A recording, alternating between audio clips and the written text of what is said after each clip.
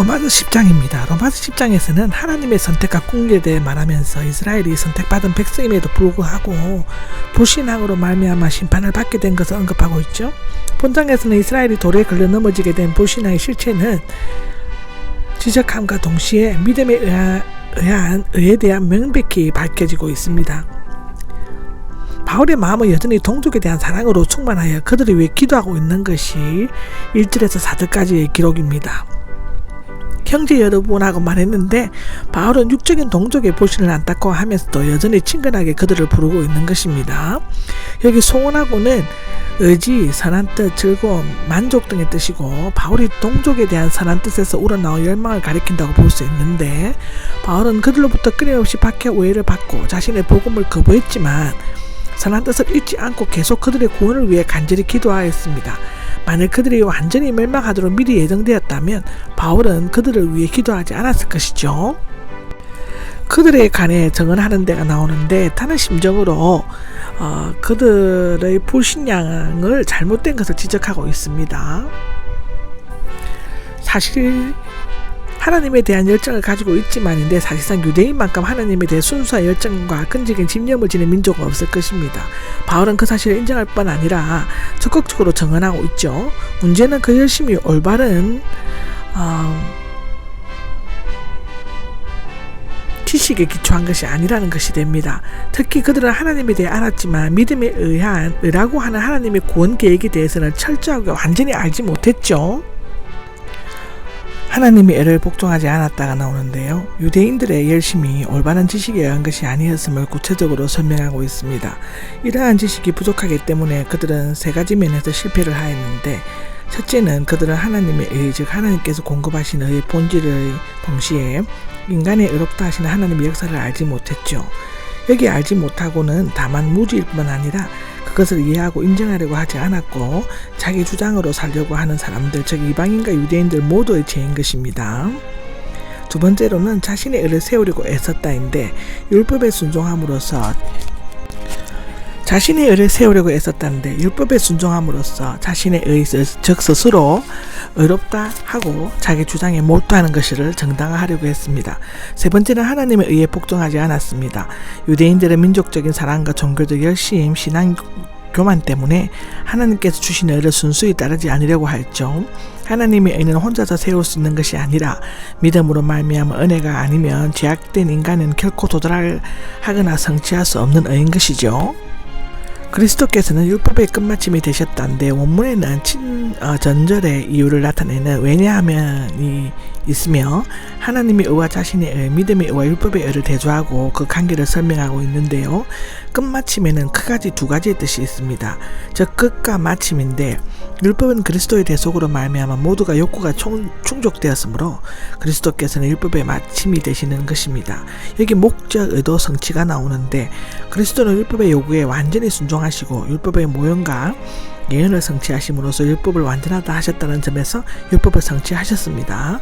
여기에서는 예수 그리스도를 지향하는 그림자와 인도하는 가정교사로서의 역할을 다한 율법이 예수 그리스도의 실체로 말미암아 끝났다고 보기 때문에 끝마침의 의미로 이해하는 것이 좋을 것이고 율법의 기한은 이스라엘이 성년이 될 때까지이고 율법의 기능은 사람들을 의롭게 하여 생명에 이르게 하지 못했다입니다. 그것은 갈라디아서 3장 19절, 로마서 8장 3절에 나오죠.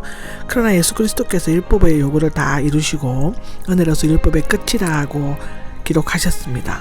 로마서 8장, 에베소서 2장, 골로새서 2장에 나옵니다. 한편 그리스도의 율법 목표는 목적이 되시기 완성자, 즉가 되신다는 것인데 로마서 13장 10절, 디모데전서 1장 5절이 그렇습니다. 그리스도를 믿는 자는 모두 의롭게 되어 생명에 이룰 수 있다는 것이고 그리스도의 율법과는 본질적으로 다른 새로운 것이 시작되었다는 것입니다. 5절에서 15절까지 얘기는 그리스도가 율법의 마침이 되신 것은 그리스도에 의한 새 언약 시대고 믿음에 의한 의의 시대가 시작되었음을 알려주는 것이지요. 여기에서는 율법에서 오는 의와 믿음으로 말미암아 의로 구분합니다.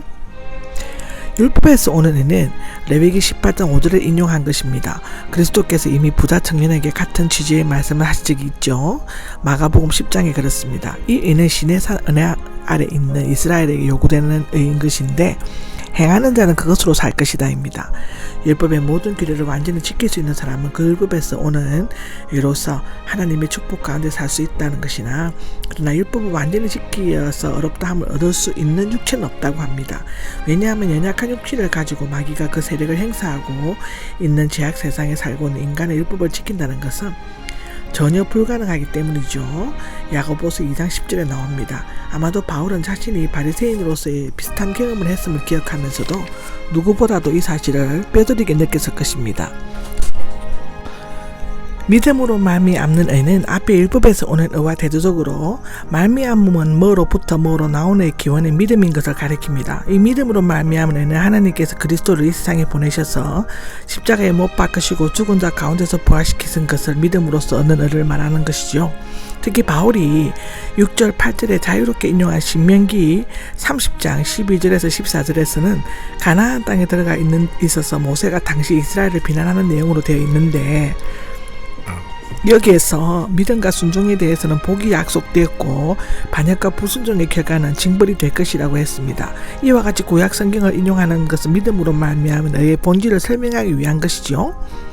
너의 마음속으로 모셔내리는 것입니다인데 신명기 30장 12절에서 자유롭게 인용된 것이고, 모세가 하나님의 명령이 결코 멀리 떨어져서 어려운 것이 아님을 강조하기 위해 사용하였습니다.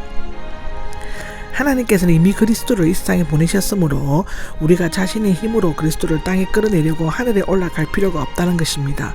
예수님이 이 땅에 오신 것은 역사적 사실임에도 불구하고 아직도 많은 사람들이 자신의 지혜와 능력으로 그리스도의 신성과 성육신의 의문을 제기하고 스스로 구원을 얻기 위해 하늘까지 올라가서 그리스도를 끌어내려 모셔내리려고 하고 있다는 것입니다. 누가 믿없는 깊은 구덩이로 모셔 올리려는 것입니다인데, 신명기 30장 13절에 자유로운 인용이고 믿없는 깊은 구덩이는 하늘의 대응으로 쓰고 있습니다. 히브리어로는 태음 대신에 사용하고 있고, 이 단어는 바다박, 물들이나 바다의 깊음, 땅의 깊은 곳, 즉 스올 등을 번역하고 있는데, 바울은 이 단어를 죽은 자들이 던져지는 음부를 나타내는 데 사용하고 있죠. 하나님께서는 이미 그리스도를 무정경 즉 음부에서 들어 올리셨음에도 불구하고 자신의 힘으로 음부에까지 내려가서 그리스도를 죽은 자 가운데서 부활하게 하신다는 것은 실로 교만한 생각이 아닐 수가 없는 것입니다. 구원은 모두 하나님의 마음을 통해 완전히 이루어졌기 때문에 우리의 자신의 능력이나 지혜로 그것을 얻으려 하지 말고 믿기만 하면 되는 아주 단순한 것입니다. 무엇을 말하는 것입니까? 라는 질문이 있는데요. 지금의 부정적인 진술을 끝내고 그동안에 논의한 문제를 요약하고 결론을 내리려고 하고 있습니다. 말씀이 내게 내 마음에 있다는데 신명기 30장 14절의 인용이죠. 인간의 하나님께 대해 가지는 진실한 자세에 대해서 설명하고 있습니다. 여기에서 말씀은 본질이나 그리스도의 인격을 나타내는데 달리 고상한 교훈이나 진실을 의미하지 않고 매우 몸 가까이에 있는 것을 나타내고 있습니다. 에베소서 5장 6장 베드로전서 1장 25절에 나옵니다. 따라서 바울이 전하는 믿음으로서 어렵다함을 얻었다는 메시지는 그들에게 다가올 수 있을 만큼 가까이 있기 때문에 누구든지 들을 수 있고 또 쉽게 도달할 수 있는 것입니다. 은혜는 엄격한 수양이나 노력에 의하지 않고 믿음으로 손쉽게 얻어지고 그리스도를 말미암아 하나님으로부터 값없이 받고자 하는 자는 누구든지 구원을 얻을 수 있는 것입니다. 이렇게 간단하고 단순하고 쉬운 것도 우리 인간들은 할 수가 없는 사람들이 너무나 많습니다. 당신의 입으로 고백하고 마음으로 믿으면이 나옵니다. 원문에 있는 왜냐하면은 앞절에 있는 믿음으로 말미암은 구원이 단순하고 쉬운 이유를 밝히고 있죠. 믿음으로 말미암은 의의 내용과 적용을 언급하고 있습니다. 입으로 고백하고 마음으로 믿는 것은 신앙 고백의 안과 밖을 나타내는데, 마음의 믿음 없는 입의 공백은 공허하며 입의 고백이 없는 마음의 믿음은 무의미한 것이죠. 이 두 가지는 불과 분리 떨어뜨릴 수가 없습니다. 수많은 성도들이 박해 가운데서 목숨을 내걸고 고백했던 믿음이기도 하는 것이죠. 첫째는 믿음의 대상은 주 예수님이고, 주님은 신들이나 로마 황제에서도 사용됐지만 여기에서는 신성을 지니신 하나님 즉 메시아라는 의미로 사용되고 있고, 두 번째로의 믿음의 내용은 하나님께서 그분을 죽은 사람들 가운데서 일으키셨다입니다. 예수 그리스도의 죽음 즉 속죄와 부활 즉 새 생명은 당시 초대교회에서 정식화되어 있는 신앙 고백의 내용이었던 것 같습니다. 성경 사도행전 2장 24절, 로마서 6장 8절에서 11절, 고린도전서 12장 3절, 15장 1절에서 5절, 빌립보서 2장 11절에 기록되어 있습니다. 여러 군데 성경에 기록되어져 있죠. 세 번째로는 믿음의 방법은 입으로 고백하고 마음으로 믿는 것입니다.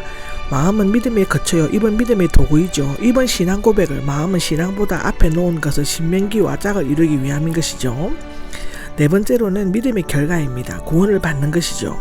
하나님께 죄를 용서받고 그 백성이 되고 참 이스라엘로서의 영광과 특권에 참여하게 되는데, 이 구원은 마지막 구원, 즉 마지막 날의 구원을 포함할 것입니다. 이것은 또한 히브리서 9장 28절에 기록되어져 있습니다. 10절에 보면 의에 이르고 구원에 이르기 때문입니다 라고 나오는데요. 앞절에 설명하고 강조하고 있는데, 여기에서 마음과 입, 믿는 것과 고백하는 것이 서로 병행대구를 이루고 있는데, 실제로 같은 의미의 말의 표현입니다. 즉 마음으로 믿고 입으로 고백하는 것은 본질적으로 같은 신앙적 행위이고, 의에 이르는 것과 구원에 이르는 것은 같은 영적 축복이라고 하는 것입니다. 내면적인 마음이 믿으면 외면적인 입술의 고백을 동반하고 그로 말미암아 구원의 완성이 되는 것이죠. 고백 없는 신앙의 죽음은 신앙이라면 신앙 없는 고백은 거짓 고백이다 라고 마태복음 7장 21절에는 기록하고 있습니다.